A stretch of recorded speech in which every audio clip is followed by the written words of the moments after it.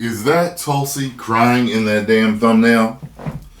Oh, I gotta see this. What the hell is going on? I remember y'all told me that she's like basically being harassed right now.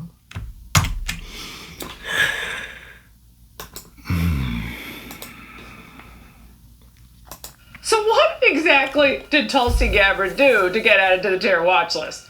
It came the day after she criticized the Biden administration right here on The Angle. Wow. Your foreign policy decisions are being made by unelected people in the military-industrial complex who are profiting from us being in a constant state of war, and the national security state that has more power to undermine our freedoms and liberties when we are in a state of war. Kamala Harris does not have the strength to stand up to the military-industrial complex. Okay, that's wild. Joining me now, Tulsi Gabbard, former U.S. Congresswoman, Fox News contributor. Tulsi, now, you served this country in uniform, even getting deployed to Iraq. Thank you for going, unlike Tim Walz. And now you're being surveilled. I mean, it's a form of surveillance, or hassling and intrusion upon your freedom to move by the government. What is this? I mean, I didn't believe it really when I first heard about it. I feel like she's gonna cry already. But how does this make you feel? Laura, this is a clear act of political retaliation. There's no other way to put it. You laid out the sequence of events the very next day after my conversation with you on the air, warning the American people about how dangerous a Kamala Harris presidency would be. I was placed on this domestic terror watch list, which is called the Quiet Skies list under the Department of Homeland Security. The clear pain and real visceral hurt that comes from this is, as you mentioned, like many Americans, I enlisted because of the terrorist attacks on 9/11 to go after the Islamist terrorists. Oh, and then to be put on it. That's crazy. And to now have my own government now turn around and put me on a domestic terror watch list. It hits to the core and is the ultimate sense of betrayal. But we look at why they are doing this. It has a chilling effect. It sends a warning both to me and to anyone else who even thinks about daring to criticize our own government, which is a guaranteed protected right under the First Amendment. Yeah. That we will be subject to a violation of our Fourth Amendment right to privacy through this kind of surveillance. And that's the biggest stress that's been caused by this entire situation, Laura, is now forever.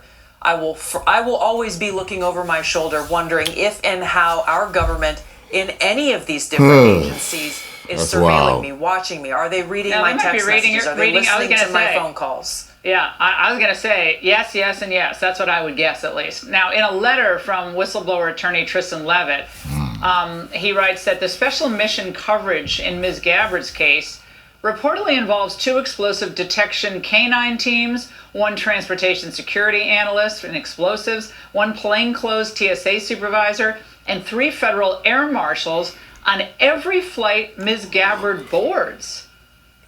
What? Wait, what? 1 canine teams. Gabbard's Tristan Levitt.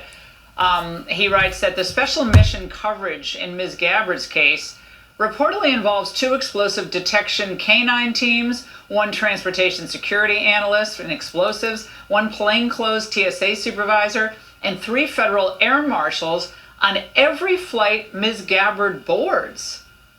Good Lord. I mean, I'm not laughing, Tulsi, because this is right. Literally because like it's preposterous. The Soviet Union, Wow. China today, North Korea, any totalitarian regime. But Donald Trump's the totalitarian, right? He's the dictator in waiting. Okay.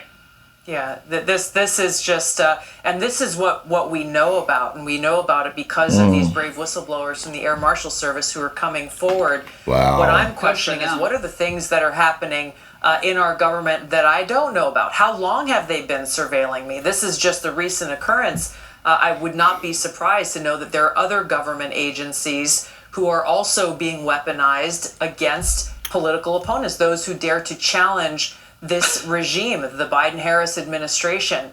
And that's really what it comes down to and why they have to be stopped. They have to be guaranteed defunded. the right to life, be liberty, and the pursuit of happiness. I cannot be free. And you pointed to this. Yes, exactly. I cannot be free so long as my government is breathing down my neck and watching my every move. Well, we got to go, but we're going to be following this closely, demanding that this be completely withdrawn, and whoever is responsible for this decision, and there's one person who made the decision, should be fired immediately. But this should never, ever happen in the United States of America. To anyone. Tulsi, no, to anybody. Thank but you. I think this is the tip of Yeah, that thumbnail looked like she was crying.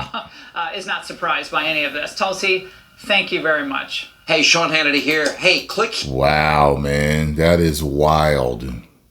That's another reason why I would never be in politics. And to me, it's too shifty and shadowy, and you know what I mean. Like, you might know something, and then keep all of that. You might know something, say something, have some problem. No, don't want none of it. Good Lord. I still think Trump should have picked her. I do. I think that would have been a real good team. You picked the woman that beat Kamala in the debates. Like, come on now. Like that. What? Post comments down below. Let me know what you think about this. If you have any extra details, let me know. 10 million subscribers. Whoa.